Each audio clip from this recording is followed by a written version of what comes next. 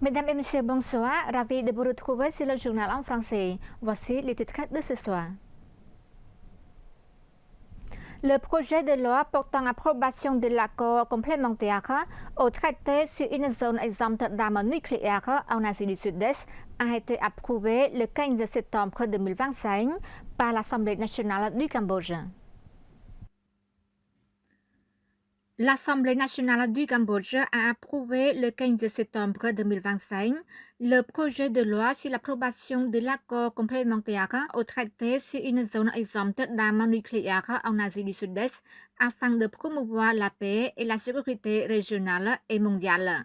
Ce projet de loi constituera un instrument juridique pour maintenir l'Asie du Sud-Est comme une zone exempte d'armes nucléaires et d'autres armes de destruction massive, notamment pour promouvoir la paix et maintenir la stabilité et la sécurité dans la région et dans le monde.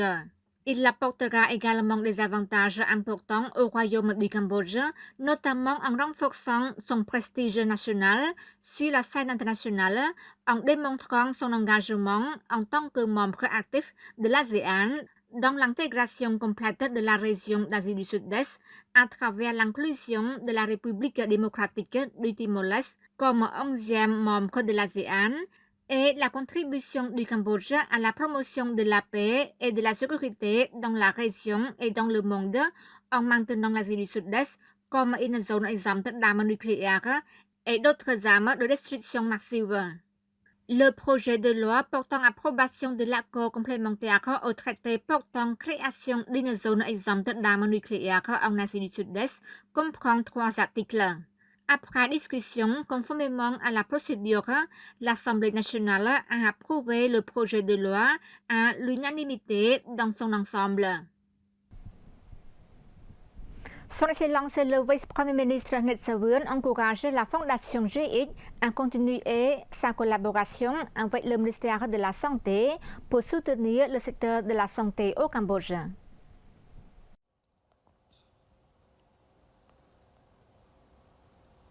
Lors d'une rencontre de courtoisie et d'une discussion de travail avec M. Leung Chun-ying, directeur général de la Fondation TX et vice-président du comité national de la conférence consultative politique du peuple chinois, Son Excellence le vice-premier ministre Net Savuon a souligné que le gouvernement royal cambodgien de la 7e législature a déterminé le secteur de la santé et de l'éducation comme secteur prioritaire.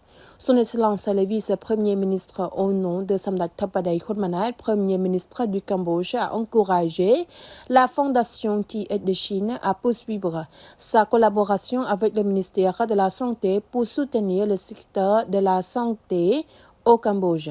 Il a également exprimé sa gratitude pour les activités d'aide dans le secteur de la santé depuis 2018, telles que l'aide au traitement des maladies oculaires et au traitement du paludisme, ce qui a permis de traiter et d'examiner plus de 20 000 citoyens cambodgiens dans les provinces de Kampong Cham, Kampong Speu et Prey Veng. La Fondation a également fourni des ambulances, des matériels médicaux et des médicaments. Son Excellence Dr Net Savuon a ajouté que la priorité accordée au secteur de la santé au Cambodge se fait par le renforcement des hôpitaux de district et l'augmentation de la capacité des soins d'urgence dans les hôpitaux provinciaux. En réponse, M. Leung Chun-ying a exprimé sa satisfaction concernant la coopération continue avec le Cambodge. Il a également mentionné qu'il invitera prochainement le ministre cambodgien de la Santé pour une visite d'études à Hong Kong afin de partager son expérience dans la gestion des hôpitaux. Le directeur général a également soulevé les avantages potentiel de l'utilisation de médicaments modernes combinés à la médecine traditionnelle chinoise pour prévenir et traiter diverses maladies, espérant que le Cambodge explorera également les possibilités d'utiliser la médecine traditionnelle. En réponse, le vice-premier ministre Ned Savun a exprimé un soutien total aux gestions et à l'engagement de M.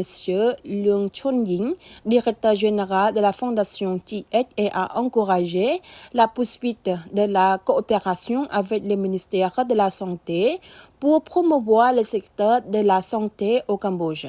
Il convient de noter qu'au nom du Premier ministre Hun Manet, le vice-premier ministre Ned Savun a également remis une médaille commémorative à M. Leung Chun-ying, directeur général de la fondation TIEC, et à ses collaborateurs en reconnaissance de leur dévouement et de leur soutien au secteur de la santé au Cambodge, tant dans le passé que dans le futur. Le ministère de l'Information organise 2 jours un séminaire sur la construction d'un plan d'action pour la mise en œuvre du plan stratégique de développement du secteur de l'information et de l'audiovisuel 2024-2028. Lors de l'ouverture du séminaire, Son Excellence Ned Petra, ministre de l'Information, a déclaré que la tâche de culture la conscience professionnelle et de développement des ressources humaines est définie dans les 5 orientations stratégiques du ministère de l'Information. 1. Modernisation institutionnelle et construction d'une administration moderne. 2. Renforcement des normes techniques et de la responsabilité professionnelle. 3. Développement des ressources humaines et culture de la conscience professionnelle. 4. Organisation des systèmes de mécanismes de gestion de l'espace d'information. Et 5. Accroître les partenariats inclusifs et efficaces. Son Excellence le ministre Ned Petra a révélé que le développement de l'esprit et de la conscience professionnelle des fonctionnaires est comparable à l'âme, ce qui rend tous les processus des ministères et des institutions plus dynamiques, répondant à l'évolution de la société actuelle. Son Excellence le ministre a poursuivi que le capital humain ne se résume pas seulement au diplôme et aux consciences, mais aussi à la capacité à exercer son métier, au talent, aux réalisations, à une bonne santé, à la moralité, à la vertu, au professionnalisme et au respect du travail. C'est ce que le gouvernement royal a défini comme le premier des 5 axes de la stratégie du Pentagone phase 1 destinée au capital humain.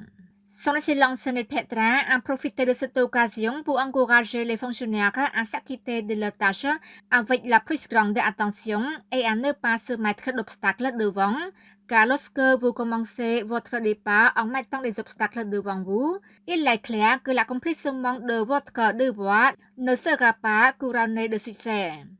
En tant que fonctionnaire, nous devons nous fixer des objectifs et commencer à élaborer un plan stratégique et un plan d'action pour remplir nos fonctions avec succès, a souligné Son Excellence le ministre. Le secrétaire d'État à l'information a informé de l'objectif du séminaire visant à garantir que toutes les unités relevant du ministère disposent de plans d'action clairs et mesurables et d'exigences budgétaires spécifiques conformément aux 5 orientations stratégiques du plan stratégique de développement du secteur de l'information et de l'audiovisuel 2024-2028. Le ministère du Travail et de la Formation professionnelle, en collaboration avec l'association Mất Dương, a organisé un programme de coupe de cheveux gratuite pour environ 500 travailleurs et citoyens à Songkat Chom Chau Ang, Phnom Penh. Son Excellence Heng Su, ministre du Travail et de la Formation professionnelle, a déclaré que la cérémonie de coupe de cheveux organisée visait à renforcer les liens entre les représentants du gouvernement, les autorités locales et la population, notamment pour contribuer à réduire les coûts pour les citoyens.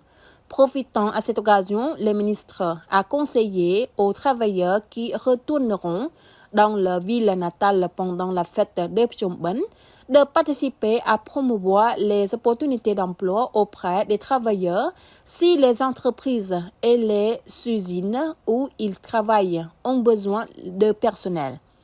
Pour ceux qui veulent chercher des emplois, ils peuvent contacter le numéro 1000 297 afin que le ministère du Travail puisse les aider à trouver un emploi. C'est la fin de notre journal. Merci pour votre fidélité au journal en français. Bonne suite de programme sur TVK et à demain.